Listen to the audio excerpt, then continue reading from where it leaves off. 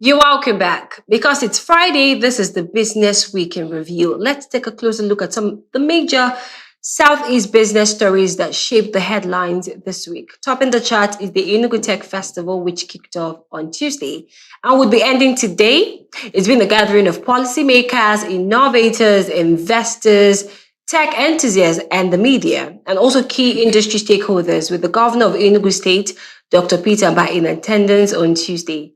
The event has featured speeches, exhibitions, series of panel discussions, and this has been so refreshing. However, the governor made a statement that struck a chord and is beckoning for urgent solutions.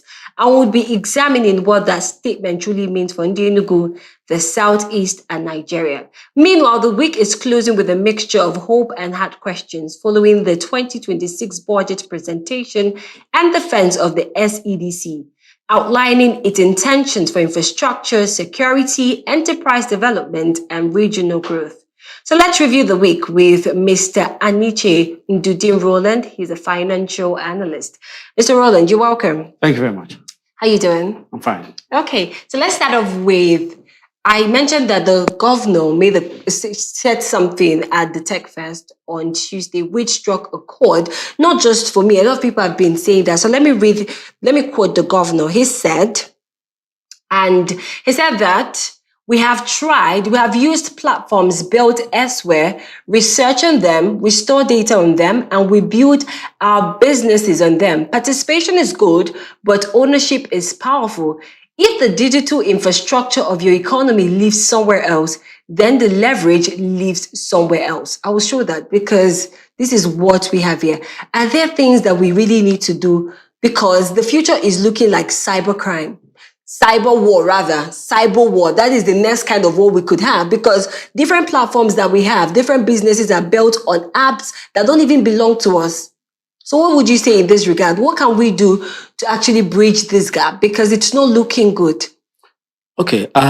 There's a backbone infrastructure for Web3 technology. Okay. Maybe the fiber optic cables, the energy, before you now bring the entrepreneurs and the investors in it. Okay. So what I'd like to hear is maybe a major backbone infrastructure residing in Enugu. Not everything in Lagos. The bulk of them are all in Lagos. Okay. When I say backbone infrastructure, it could be the optic cables, it could be the data centers. There could be maybe a major data center. Okay. Probably maybe done either in collaboration with all the Southeast states or states do its own. So they have to choose which is better. And the investment is heavy. It's heavy. More should come from the private sector if it's driven, not government. Government comes as a backup, a stopgap. So I want to see more of private sector investments in that area within the region, and it will be fine. Mind you, it takes a lot of energy. With 5,000 megawatt, Nigeria is still processing. It's a cheeky. It's not something that should be thought of. Okay. Presently, let's look at our telecom sector. All the masts are all running on diesel. Should we do the same thing in tech? No. Mind you, AI platforms uses heavy energy. If you see countries that are heavy into AI now, they're now expanding energy production. They're even thinking of using hydrogen. Okay. So you could see where they're heading to. And for us, we are still crawling miles behind the scenes. And so we should be looking at, okay, how do we transform our coal resources in Enugu into something big, where we should be talking about 10,000 to 20,000 megawatts being generated for the region. Then we can now say, okay, 5,000 megawatts will be for IT. And the country, the entire region will transform. Okay. Fine. The summit is good, creating awareness, but then it's more of not just talk, okay, but it's actions, investments coming in. All right, Mr. Roland. So let's get to the SEDC. Yeah. Last month, they had a convention and we were so happy. A lot of us who actually followed through the convention, saw discussions, had different speeches and commitment. And we were waiting, okay, what would the budget look like? Let us see what the figures they would present and what they would be channeling the money into. You've seen the budget. Yeah. Do you think they are starting strong, structured, and in tune with what the Southeast actually need? Okay. Originally, and I still retain my position that I'm not a supporter of big government, expansive government, or creating of more parastatals, just like the SEDC and virtually every other development commission across. Okay. The country budgeted 2.4 trillion for the entire development commissions. For Southeast, it's about 300 billion. And out of that 300 billion, I saw 140 for capital. Now, 2025 budget. You saw 140, 300? 140, 300 and about 300 billion. I think for last year. Okay, for last year. Last year, 2025. Yes, yes. But nothing happened. Yes. So we're in 2026. And because of politics right now, there seems to be movement towards it. Now, almost 50% of those funds are recurrent expenditure, salaries, overheads. Yes. Do we need that? No. It would have made more sense. 300 billion is going to start up the port in Okwa Access to open the port in the Southeast. It makes more sense. It goes down to the fabric of what the region actually needs.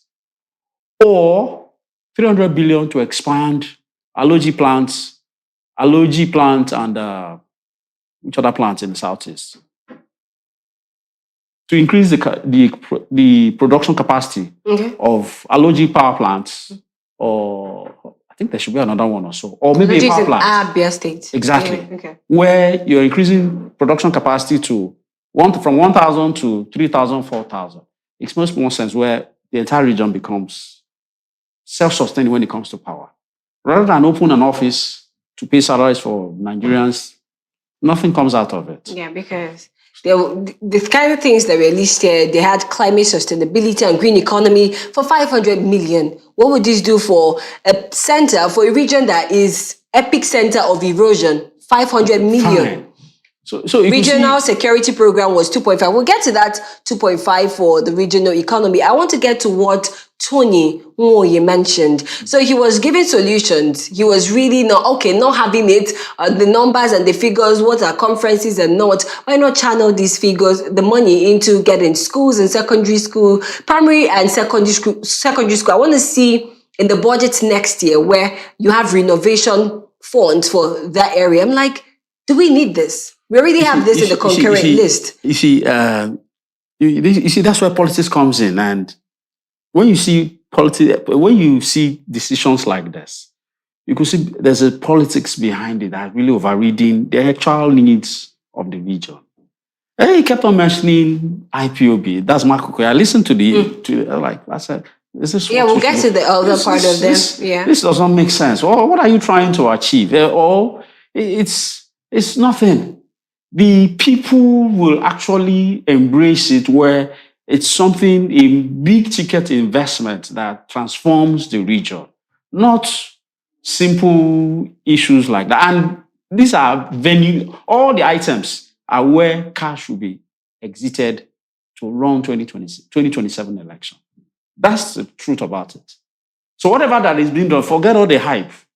All the development commissions in Nigeria, everything was done just for 2027 election to mobilize APC party members and the stalwarts to ensure they get to victory. That's the entire aim. Okay, so the managing director of the SEDC, Mark Okoye, he said something. He said that 14 IPOB members were present at the just concluded SEDC convention, and they had a change of thought and has made posts supporting the SEDC agenda rather than their separatist ideology. Do you think that this is this substantial? Does this carry any weight? 14 members. It's even a slap. I mean, what are you saying? This is not, IPOB is not a problem. The question is the investment in the region. How has it transformed this region? You know, when you say how has it transformed the mindset that, this place is more or less like being marginalized? I can tell, if they take that project for the proposed seaports in Okwa Access, nobody will be talking about IPOB. You know, when they mentioned the IPOB in the whole mix of things, the region has been shut down for a long time on Mondays because of this separatist ideology. Yeah. So they also would feature in would I say a problem call? I don't want to call them a problem right now, but they would feature right in this whole thing, in this whole now you see scenario. the idea of the problem of the Monday sit at home is a mindset and an ideology. What you do is there's a complete strategy where you create an investment strategy where, okay, let's take, for instance, the seaports. Okay. Where rather than, we're basically traders importing from Lagos and on airports. It's okay. When you create an avenue where there's a seaport, there's going to be a seaport in the southeast. You're like speaking to the heart of what the region needs. Now, businesses are improved, businesses are enhanced, they will gradually fade away. More especially when people get back to work. So you fight an ideology with a strategy, long term, not just immediate, to like, okay, these guys are doing this, but they're basically into this. Okay, why not we take trade to this axis to get them back to work and end this? So it's mentioning security. It's not really interesting to me, personally. Okay, let's say that they would want to go for the port or the rail lines. The budget is 140 billion. What would this do for any big project? That's why I said, assuming that 300 billion, which is, mind you, is going to be borrowed. I hope we know that. Except maybe the salary part of it, which is about almost half of it. Okay. Where they'll find a way to pay it. But for the capital project, it's going to be borrowed. So Nigerians need to know that. Mind you, less than 20% of last year's budget was not funded. Capital expense, which is actually the budget. So what they will just do is they'll raise money for the salaries on overheads and monies to run the campaign. And that's where it's going to end. You can take that from me. I don't get excited when I hear of all the development commissions. It's a complete misstep. That we don't need. The development commission. Are you talking about the not just Southeast, but the entire region, the entire country. The entire country. So that has always been my position, and it will still remain so. And I don't see anything positive coming out because we're just lining pockets of politicians, their salaries and their allowances. Okay, just a pertinent question. So someone mentioned that it's actually not nice that the conversation was had in Abuja. We understand, yes, they have to have the conversation with the committee at the National Assembly, but it's a regional matter. Why don't they come back to the region, have that conversation? Because they can be sabotaged.